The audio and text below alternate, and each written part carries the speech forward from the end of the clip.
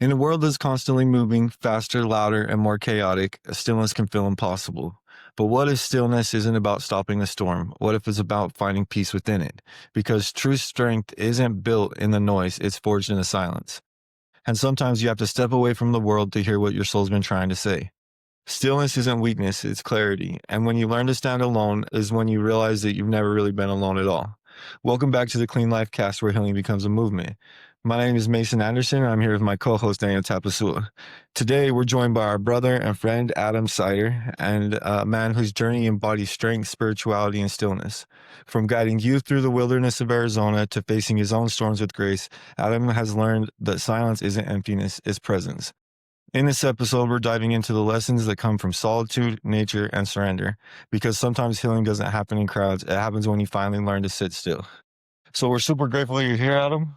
It's a blessing. Yeah, I'm glad to be here. No place I'd rather be. Right on, brother. So, real quick, like let's let people know what it is that you've been doing for work lately. I think that's solid. Cool. Yeah. So, well, I guess like to start, I went through this program when I was 19. Anasazi. What's the name of the program? It's called Anasazi. So it's like ANAI, and they're based in Mesa. I went through there when I was 19, and then like 3.5 years later, I'm working there now, which is super cool to be on the other side of things, because that was like the start of my whole journey was Anasazi. So what they do is 7 weeks out in the wilderness for the kids. So we've got ages 12 to 17, and then we've got 17 plus or 18 and up. Just different bands, and then we're like backpacking, like teaching them how to make fire with sticks. We're like going through workbook and therapy stuff once a week.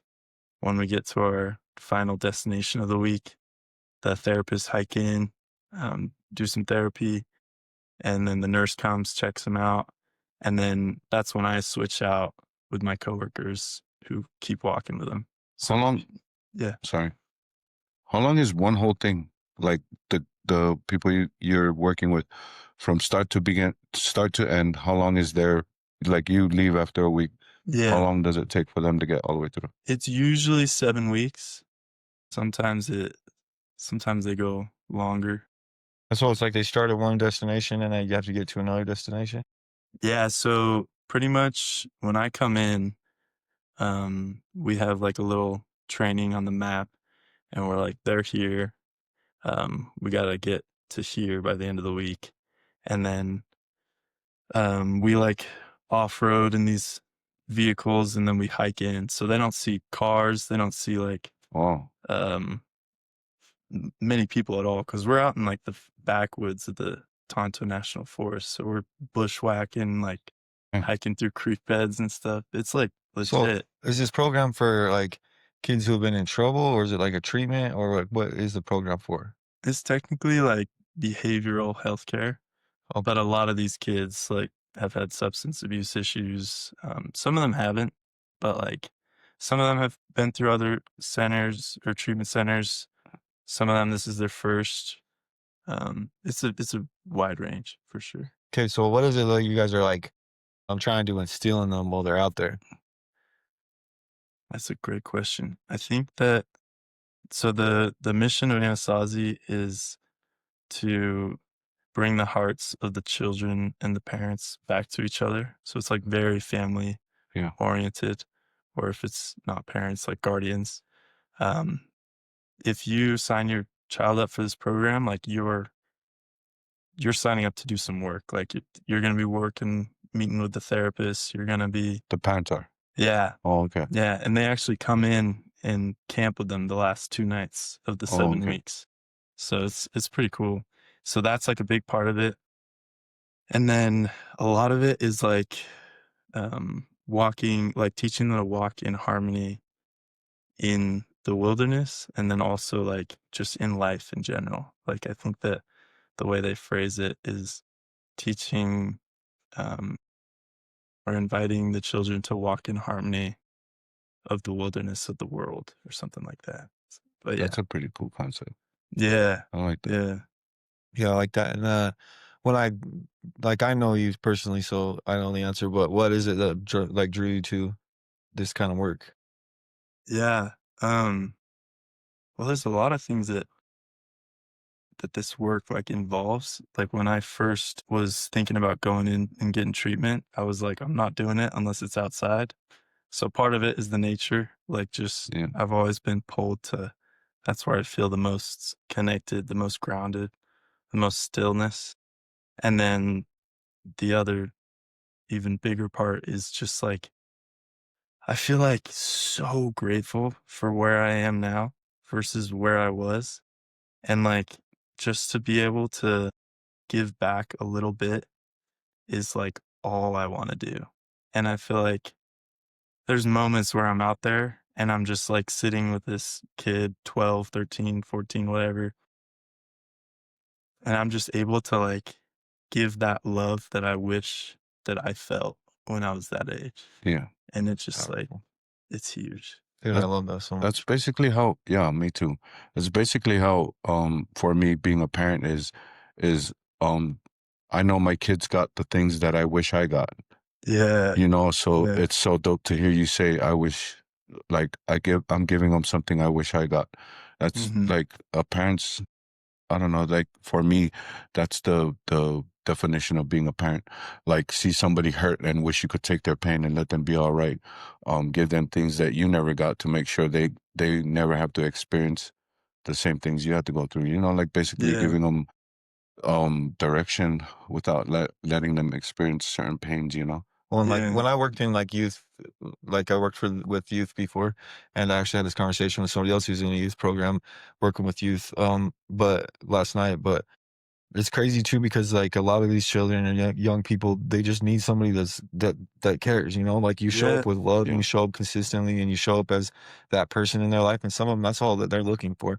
Even if you have to be the one to be telling them like you can't be doing that or you need to be focused here or whatever, and it's something that you don't want to hear, they at least respect the fact that you're showing compassion and like you care for their well-being. Like Yeah. some of those kids that I worked with at the program that I was working with still hit me up. They still, Yeah. yeah, I'm in touch with them all the time, and some of them are doing well, and some of them are not. But still, they hit me up because they just felt they knew that I actually was there for Yeah. them. And That's super cool. you said you've seen some of them around, right? Yeah, I see Yeah. them on the regular actually. That's sweet.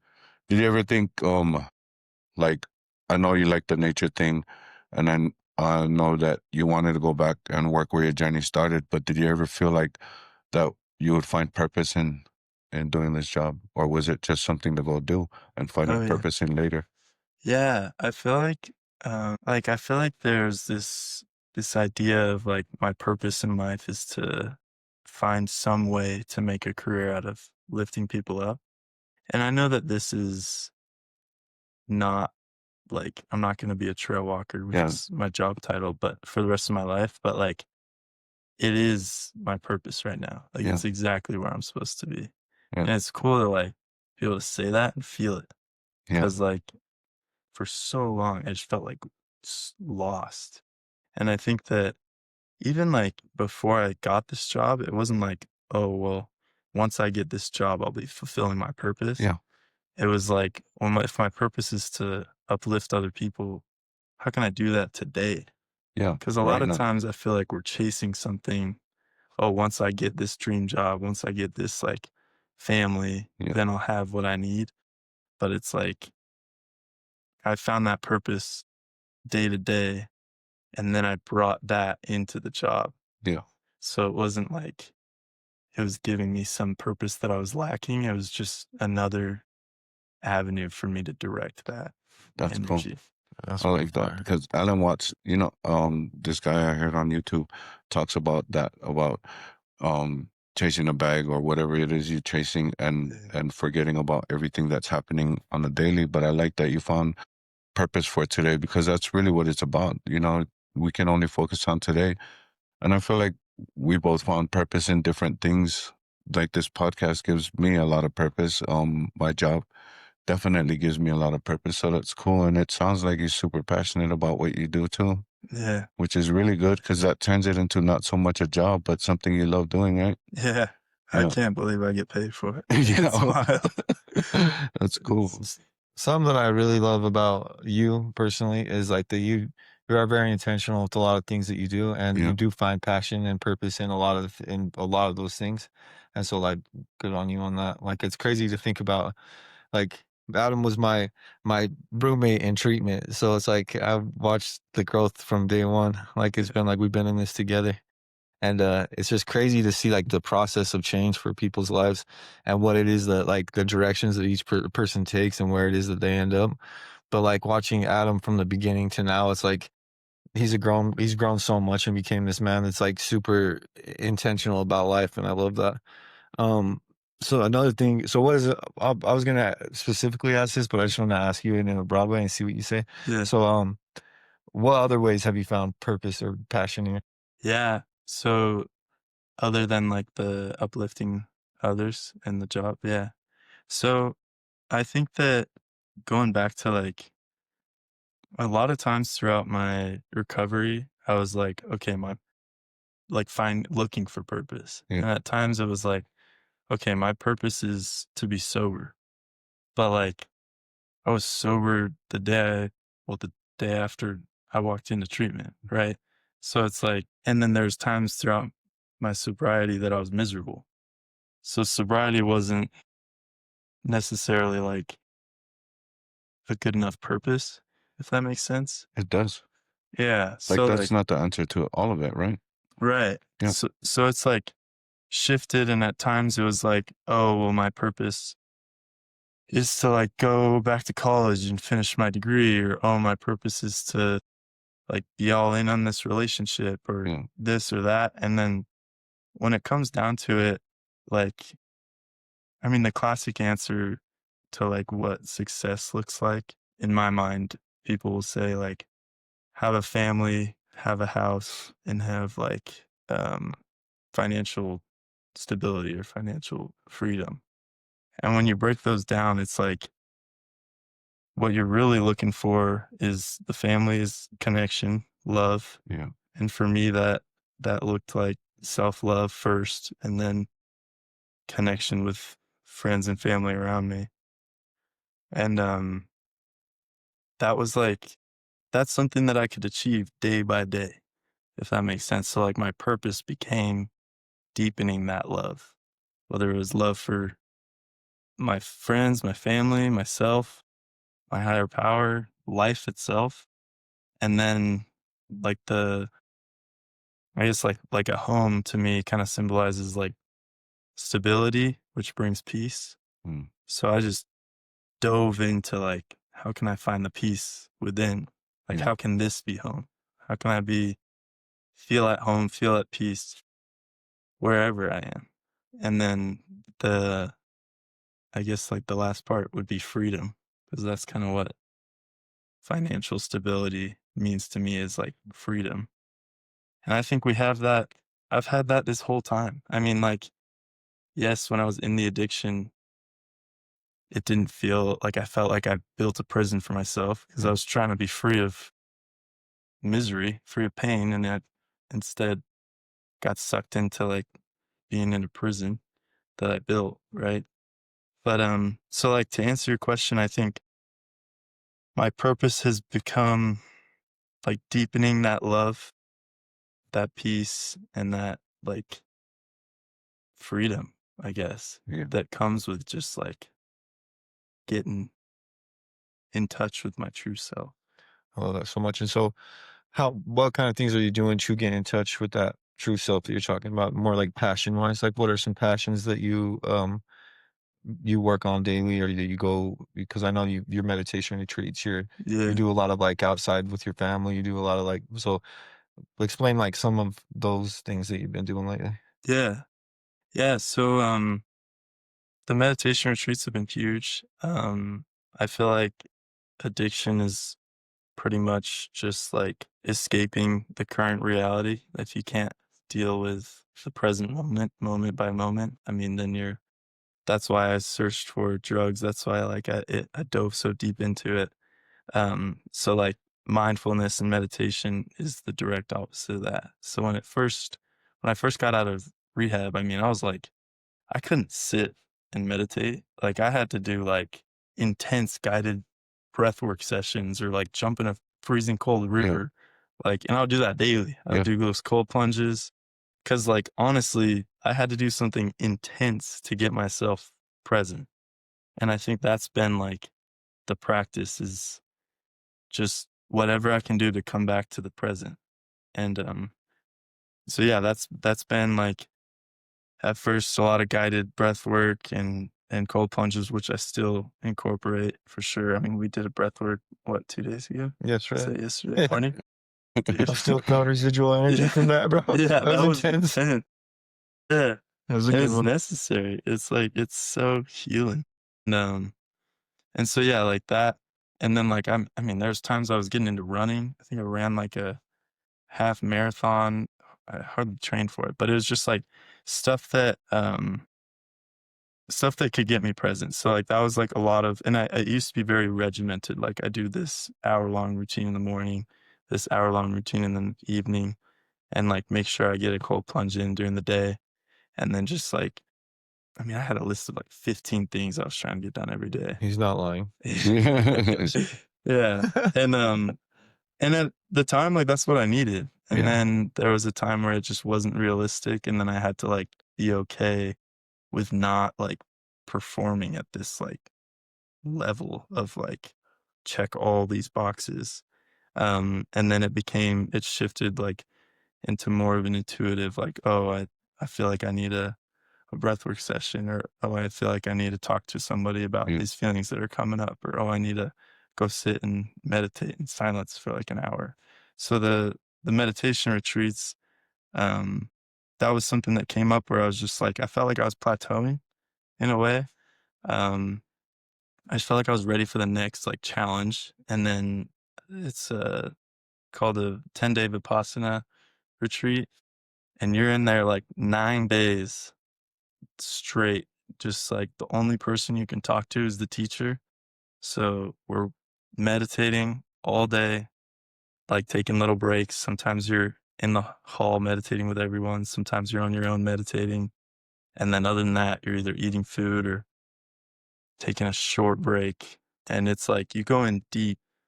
But even like eating food and like there's no talking No talk. the whole time. We're not supposed to make eye contact with people. Yeah. We're not supposed to like make any like gestures, no waving, no physical touch. You're there with people, but really you're trying to be by yourself. Yeah, you're just going inward. And that's like the whole concept there is like your truest self, your truest nature is love and compassion, and it's where you find that freedom. So like the more I dove inward and just like sat with the reality as it is, like watching the breath, not changing the breath, just watching it, or watching the sensations on the body. And it's like, I mean, I won't go too deep into it, but it's pretty much like, so it's pretty much like, you think of a good way I like to explain this is when you're in a car and you like almost get in an accident, what's the first thing that happens? To tense up. Right. And you Yeah, panic. Right? exactly. Yeah. And that happens in the body first. And then your mind reacts to it. You start having thoughts, oh crap, like I almost just died. That was crazy. Your mind starts racing. But it happens in the body first. Okay. So every single emotion starts in the body. And you'll notice that like when you feel angry, it's different for everyone, but sometimes it's like a tightness in your chest, or like your face gets hot. My ears get hot. Yeah. They really do. Yeah. So this whole practice is just like sitting there and just letting your ears be hot. Yeah. And just not reacting. It's just like, okay, this is the current moment is my ears feel hot. It's not comfortable. No. Like I want to react, but I'm just going to sit here. And then you watch it come and then it goes. But if you start spiraling in your head, just thinking, it'll stay, it'll linger. The feelings will just like and spiral out of control. Yeah. So it's more you thinking of like what your body's going through, instead of thinking about, oh, these things almost happen and let it spiral out of control. The fastest way to let that process through your body is just see it and let it go. Right. Okay. And I wouldn't say thinking about what's happening in your body, just feeling it. Yeah. So for me, like, that's not always the case. I'll be feeling, okay, like I can feel the sensations in my face, and I'm like doing this scan, like going down the body. And then all of a sudden there's some thoughts. And it's not so much like get rid of these thoughts. It's just like, okay, this is the reality of the present moment. There are thoughts. I'm gonna bring the focus back to like the sensation. Okay. And then you just keep going. You just put more emphasis on the sensation than Then all this other noise that. and the way that the teacher explains it is like we were saying, like spiraling. Your whole life, you're just like spiraling up, twisting up this like rope. And then once you let go, it unwinds on its own. And that's been my experience. Like I just, through these meditation retreats, I've been to the center 3 times now. So like around 30 days there. And it's just like, I don't really have to do anything, but just let the feelings come and go. And then it unwinds. I feel less tension. I feel more peace. I feel more like love. It's cool.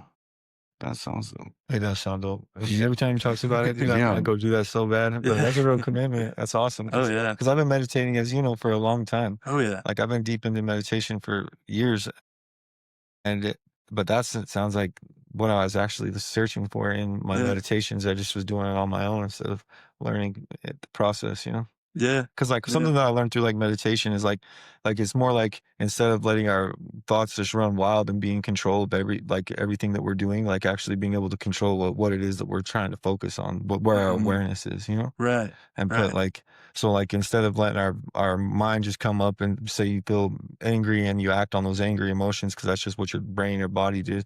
It's like more like I can choose where I'm going to focus the intention on my energy, you know? Right. Right. And so I really love what you talked about, and I love that you've been doing that, bro. I think that is really amazing. So what kind of benefits has meditation done for your life? Yeah. Yeah. It's funny. Like, so the practice, and I have a hard time keeping this up, but like the recommendation is an hour in the morning, an hour in the evening after you come home. And I mean, I meditate when I can, but like it's funny because it's like, what are you really doing? You're just sitting by yourself and meditating. Like, how is that helping? That's like a valid question that comes up. And what I found is like when I do this hour-long meditation in the morning, and then we end it with like just feeling all the subtle sensations, the subtle vibrations. But you kind of relax your posture at the end, and then you're like intentionally filling those sensations with love and compassion and sending that to people. It's called metta. And there's plenty of meditations online that's like loving meditations and stuff. It's all the same thing, same idea. But when I do this, like throughout the day, I mean, it is night and day difference. Like, for example, I was driving today and like someone, I don't even know, like I guess I'm like kind of a little closer to their lane than they wanted, and they like just lay on the horn.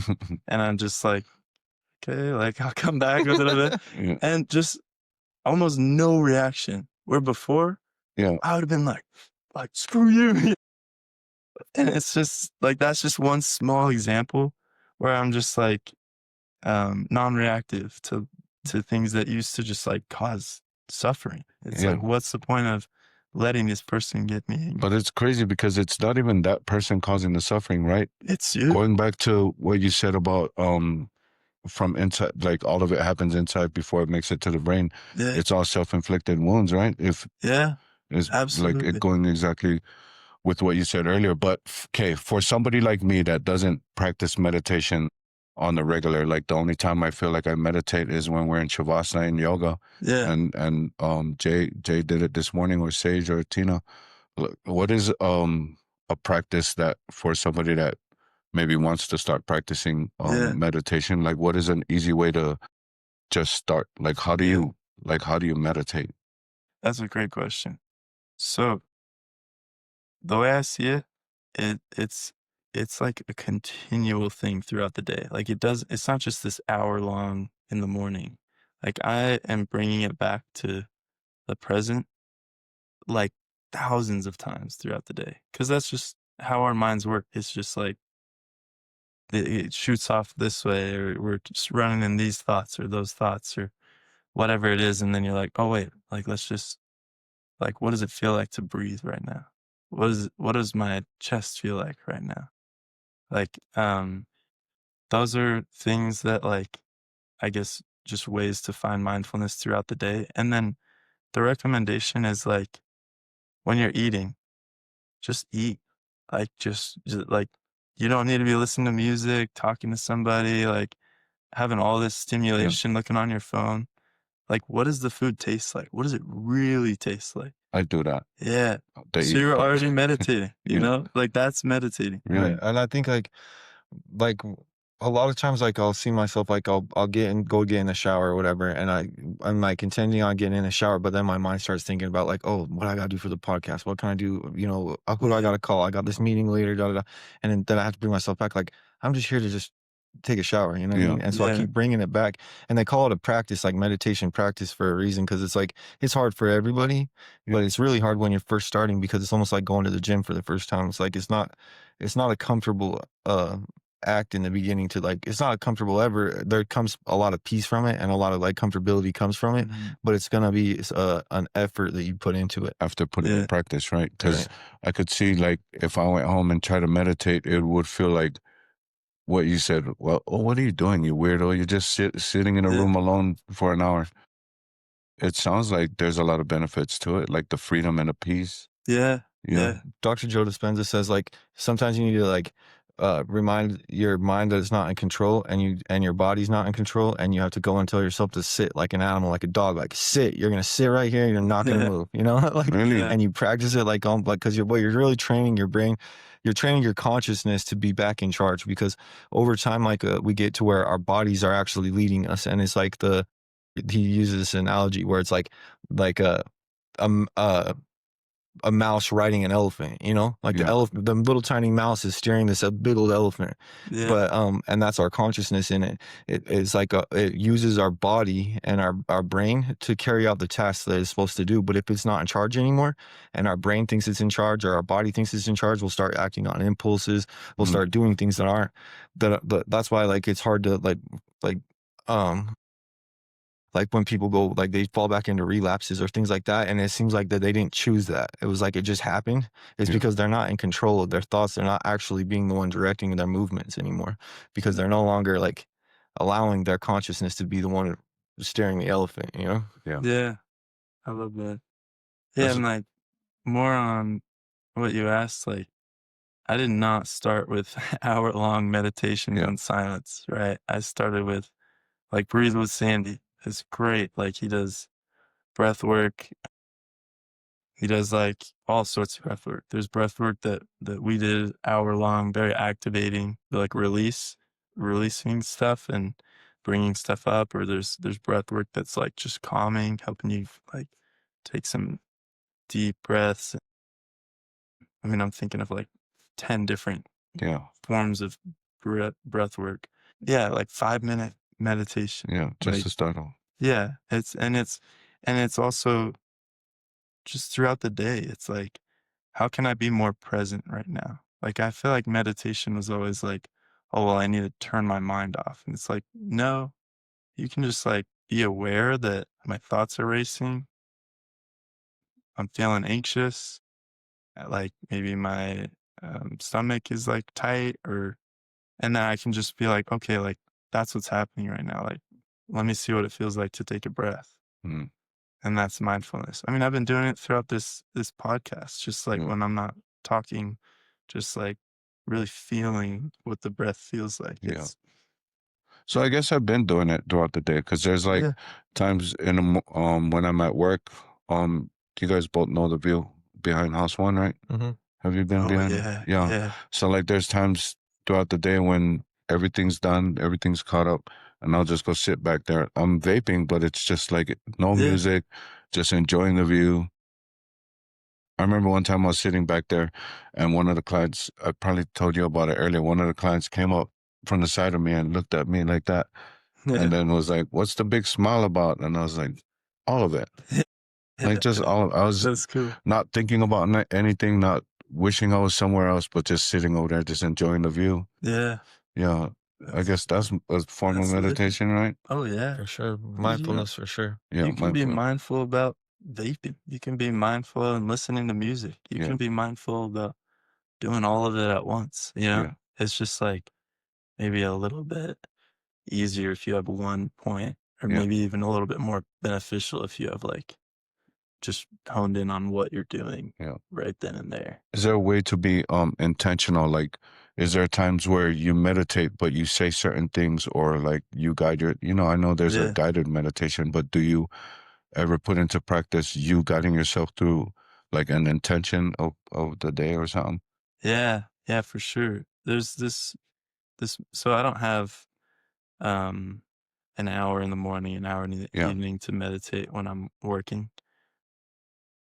And honestly, I have a hard time like deciding to create that time Yeah. even off the trail at times. But I've been doing this meditation on and off the trail, but like for sure every single day on the trail just to get centered and grounded. And I'm just like breathing into the heart space, like just breathing into my chest. And just like I usually just like sit down and I take a second just to like feel what's going on. If there's anything like prominent.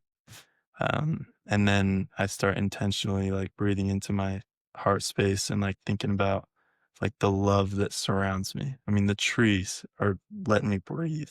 Yeah. The river is like just making this beautiful sound, and that's the water is how I'm living, like drinking from that river. Yeah. And I mean, it's all around us at all times, every day. And then I think of like my connections, my friends, my family.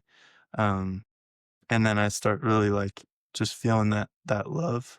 And then I go down to like, like the chakras, um, like from what I understand, and honestly, I like haven't dove in super deep into this, but like the solar plexus is like your sense of self. You're like, that's where your Yeah. power comes from. So I start with the love, which is the heart. And then I breathe into my solar plexus, and it's like, I love myself. Yeah. And love is where the power comes from, or like where I guide my power with love kind of thing. And then I go down into like the sacral, which is just like creative energy Yeah. and, yeah, like life force energy. And then the root, um, and then I honestly imagine roots like going into the earth. And then I imagine like sending all of this love into the earth. And then naturally, as the universe works, as far as I've seen it, that love is like expanded back. It's given back, right? So it's kind of like this just coming and centering and then going down and like imagining like sending that love to the earth. And then I imagine like bringing that love back Yeah. from the earth up all the way through to my throat, to my third eye, to my crown, same thing. And then connecting to like all of it, to higher power, to source. And then from there, once I like feel that connection and like just feel centered, and I'm like working on each spot for a little bit. I mean, and you can do it as long or as short as you want. And then I like set intentions for the day. I guess you didn't ask for run step by step, but No, that's That was good. Like when you said roots into the earth, I felt like I pictured that yeah, happening to me. And then when you said it coming back, I was like, I yeah, could feel it when the way you was describing it, yeah. like the love, the power, creativity, roots, and I was like, And then you damn, you bring could that feel up, it. and like all that love and all of that is how you speak, your throat. Yeah, And then that's where all of that combined is your wisdom yeah, from your third eye, and then your connection to creator, to source, to God, to yeah, higher power. And then like I imagine that as like branches of a tree going up Yeah. and just like, yeah, it's cool. Is I kind of got that from like a Reiki energy healer. don't you have an auntie that's a Reiki? I remember you was telling me some. Oh no, is it your auntie? She's not my auntie, but she's known me since I was like 3. Yeah. She's like super close family friend. Oh Yeah. no, Yeah. that was a good explanation of how that works. Yeah. That Yeah. felt good. Like I was listening to it, trying to breathe it. The way Yeah. he was describing it, that felt. So, first of all, that was awesome because I think that a lot of people, there's so many people that I talk to about meditation and they're just like, I can't meditate. I don't understand it, you know? And so I think that like that description helps people be able to visualize something that they're doing while they're going through their meditations. But what kind of like, I know Daniel already asked this question, but let's ask it in a different way. Like, what kind of techniques or ways can people start to practice? Hmm. I honestly look up guided meditations. Like you too? Yeah, YouTube, like Breathe with Sandy is great. Um, I think the reason that cold plunges spoke to me is because it's like obviously super uncomfortable.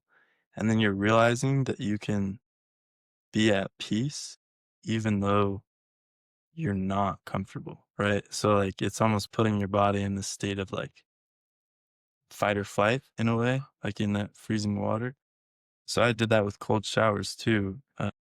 In residential, I don't know if I think most of the time I would take cold showers. And then like uh, you're just like training yourself to be at peace with the uncomfort. So like I guess cold plunges, cold showers, guided meditations on YouTube. Look up dhamma.org, DHAMMA.org. If the Vipassana is like speaking to you. Cause that was like, because I did these things. I did different guided meditations. I would look up like self-love guided meditation or I'm feeling tired. So energetic breath work, like 10 minutes or I'm having a hard time sleeping. Like, how can I tap into my, I don't know, just there's videos everywhere. And guided meditation is just usually some music playing in the background, but somebody speaking you through it. Right? Yeah. It's like walking you through it so that you're not just like, okay, I'm supposed to sit here and like not think. You know what I mean? Yeah. It's, Because that's how I yeah. feel. Yeah. But somebody's walking you through Yeah. a meditation. Yeah, and then the Plum Village app is amazing. Okay. It's called Plum Village.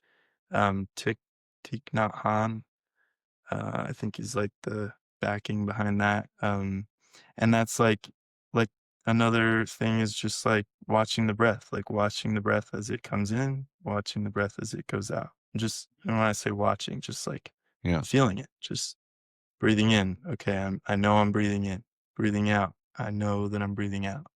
You can just say that Yeah. over and over again. I heard that book, like that Thich Nhat Hanh. Is it True Love? Yeah, True Love. Yeah, I read that after you. I remember you gave it to me. And Oh yeah. yeah.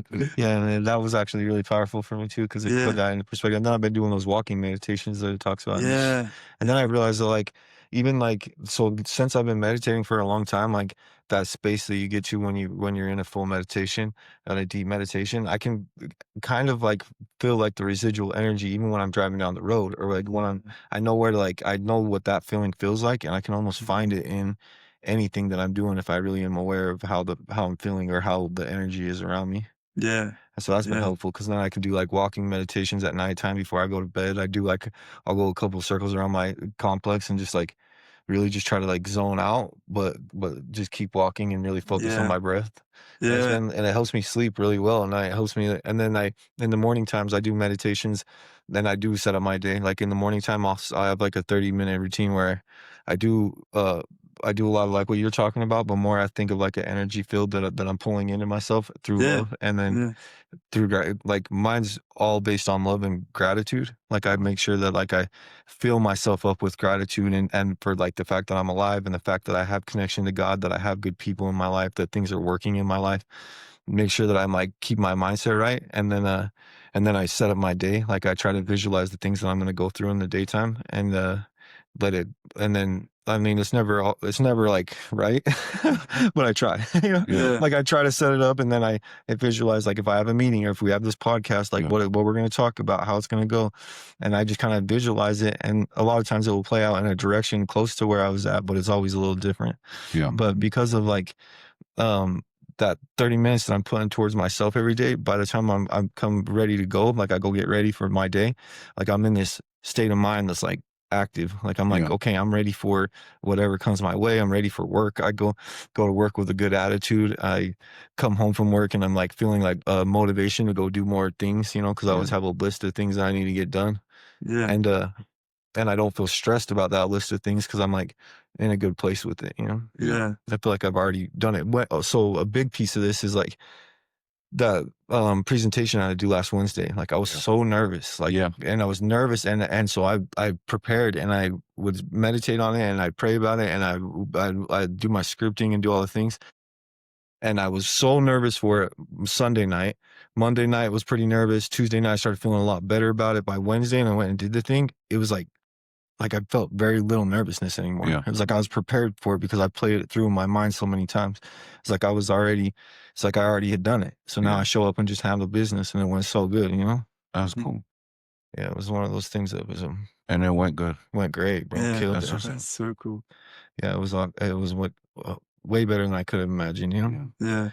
One question I'm going to ask, I already know Daniel's answer to this question because we tried to do a podcast the other day and we had some technical difficulties with our software, so we can't put it out. So we're going to circle back to that later. But what's the difference between solitude and isolation?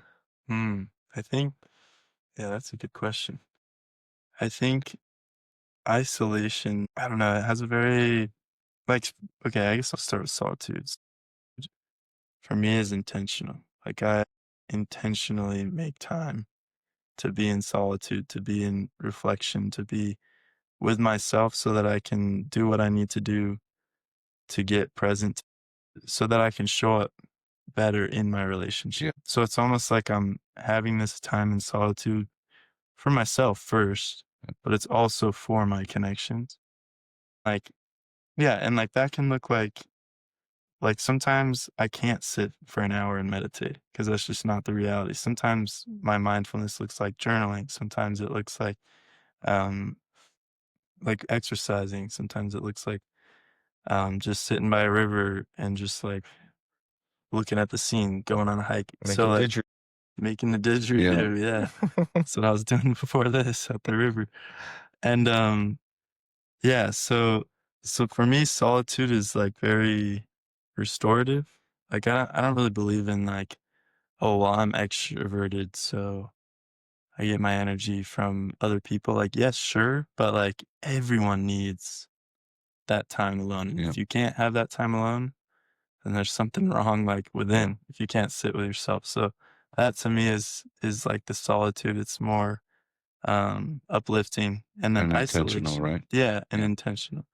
And then isolation, it's almost like just like a manifestation of self-hatred, which expresses out to like when you hate yourself, you hate the world. I mean, everything starts from within. So if you have that self-hatred, then it's like, well, I don't have any friends and I don't want them anyway. Yeah. I'm just going to sit in here by myself and be sad. And like, I mean, humans are like, we need that connection. We need it.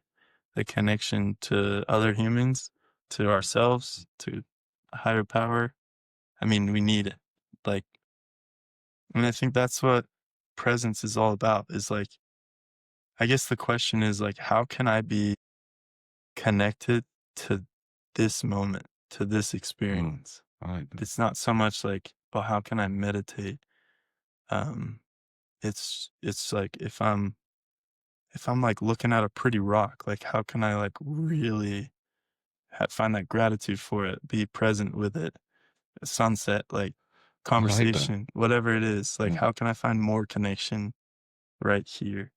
So for a long time, I mean, I just felt that isolation. And I mean, I would say like, I remember in rehab, I was like, oh yeah, like I had all these friends and they all left me. Yeah. It's like, no, I left them. I mean, with my actions, with my choices with my, just the way I was living, like I brought that isolation because of, at the end of the day, like self-hatred, and the Yeah. solitude is self-love. That's basically the same thing we came up with, right? Yo, let's hear it.